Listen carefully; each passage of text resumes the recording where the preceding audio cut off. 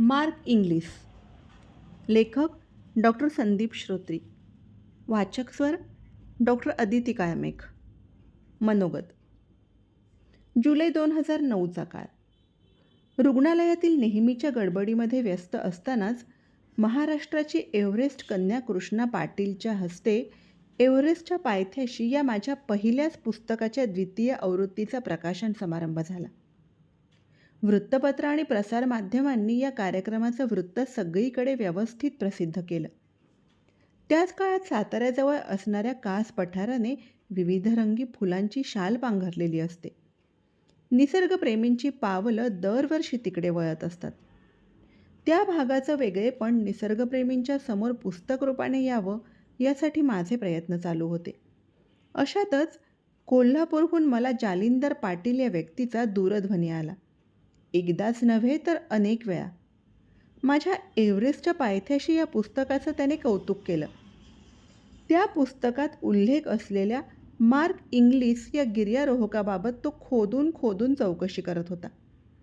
Mark English हा अपंग गिर्यारोहक 2006 साली जिद्दीने एव्हरेस्ट शिखरावर चढला होता एवढंच माझ्या स्मरणात होतं. पण जालिंदरने हट्ट सोडला नाही. मार्क इंग्लिसचा पत्ता, ईमेल, वेबसाईट आणि दूरध्वनी क्रमांक मी त्याला इंटरनेटवरून तपास करून मिळवून दिला आणि माझ्या इतर कामांमध्ये गुंतलो. पुन्हा काही दिवसांनी मला जालिंदरचा दूरध्वनी आला. त्याने पिच्छा सोडला नव्हता. त्याने थेट न्यूझीलंडमध्ये दूरध्वनी करून मार्कशी संपर्क साधला होता. त्याचे कृत्रिम पाय कसे आणि कुठे बनवले याबाबत जालिंदरने चौकशी केली होती. हे सर्व ऐकल्यावर माझ्या डोक्यात प्रकाश पडू लागला. मी जालिंदरला विचारलं, तू ही सर्व धडपड का करतो आहेस? त्यावेळी त्याने मला सांगितलं की तो आणि त्याची पत्नी दोघेही पाय नसलेले अपंग आहेत आणि मार्क इंग्लिस हा त्यांचा देव आहे. मार्कपासून प्रेरणा घेऊन जालिंदरला सुद्धा कृत्रिम पायांनी गिर्यारोहण करायचे. मार्कच्या कृत्रिम पायांची जडणघडण, त्यातील शरीररचनाशास्त्राला धरून तयार केलेले बारकावे, त्यांची किंमत यांची चौकशी करण्याची विनंती जालिंदरने मला केली. मग मी मार्क आणि त्याच्या पायांविषयी उत्सुकतेने नेट लावून बसलो. मार्क इंग्लिसच्या एव्हरेस्ट चढाईशिवाय इतर आयुष्याबाबत मी जसा जसा वाचत गेलो तसा त्यामध्ये गुंतत गेलो. एकापेक्षा एक धक्कादायक घटना वाचायला मिळत होत्या. अगदी एक होता कारभारसारख्या. कास पठारामध्ये गुंतून पडलेल्या मला हा माणूस कुठल्या कुठे, कधी न्यूझीलंडमध्ये तर कधी हिमालयात घेऊन गेला. माझा मित्र सिद्धार्थ जोशी हा ऑकलंडमध्ये स्थायिक झाला होता. त्याचे आईवडील सातारचे चिपळूणकर जोशी दाम्पत्य काही महिन्यांसाठी मुलाकडे जाणार होते. न्यूझीलंड हा देश निसर्गप्रेमींना नेहमीच साथ घालणारा आहे.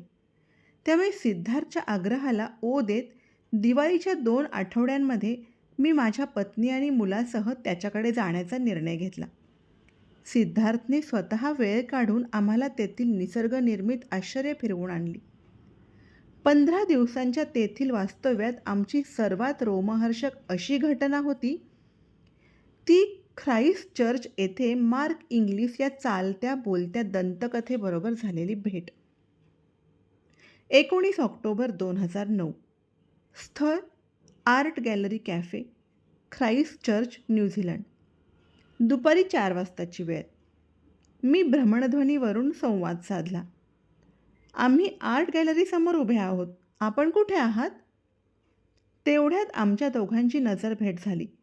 धावत त्यांच्यापाशी पोहोचलो. हस्तांदोलन झालं, मिठी मारली. त्यानंतरची पुढची काही मिनिटं मी अक्षरशः संमोहित अवस्थेमध्ये होतो. मार्क इंग्लिस, वय 51 वर्षे, मध्यम बांधा, अत्यंत उत्साही चेहरा, खणखणीत आवाज आणि चालताना सांगूनसुद्धा अजिबात खरं वाटणार नाही अशी ती कृत्रिम पायांनी टाकलेली दमदार पावलं. त्या भाग्याच्या दिवशी, त्या मंतरलेल्या दुपारी मी मार्क इंग्लिस या व्यक्तीशी बोलत नव्हतो, तर एका अतीव इच्छाशक्तीच्या, प्रेरणास्रोताच्या सान्निध्यामध्ये होतो. माझे हात त्या पायांना शिवणार होतेच, परंतु त्याआधीच मार्कने ते पाय गुडघ्यापासून अलग करून माझ्या हातात ठेवले. त्या कृत्रिम पायांच्या जडणघडणीमधील तांत्रिक बारकावे वैद्यकीय परिभाषेमध्ये त्याने मला समजावून सांगितले. माझे एव्हरेस्टच्या पायथ्याशी हे पुस्तक मी त्यांना भेट दिले. त्यांनीसुद्धा माझ्यासाठी हायटेक लेग्स ऑन एव्हरेस्ट हे पुस्तक आणले होते. माझ्या मनात आले, हे सगळे माझ्या माय मराठीच्या वाचकांपुढे आले पाहिजे. शारीरिकच नव्हे तर मानसिकदृष्ट्या अपंग झालेल्या तरुण मराठी वर्गापुढे हा ऊर्जेचा, प्रेरणेचा, जबरदस्त इच्छाशक्तीचा स्रोत जायला हवा. आमची ती भेट संपली आणि या पुस्तकाचा जन्म झाला. शेवटी आमच्या भेटीच्या वेळी मार्क इंग्लिस यांनी सांगितलेले एक वाक्य लिहितो. पर्वत शिखरे पायांनी काबीज करायची नसतातच मुळी, ती तर हृदयांनी जिंकायची असतात. आणि म्हणूनच या पाय नसलेल्या दंतकथेपुढे माउंट एव्हरेस्टने आपले अक्षरशः गुडघे टेकले. डॉक्टर संदीप गजानन श्रोत्री. धन्यवाद.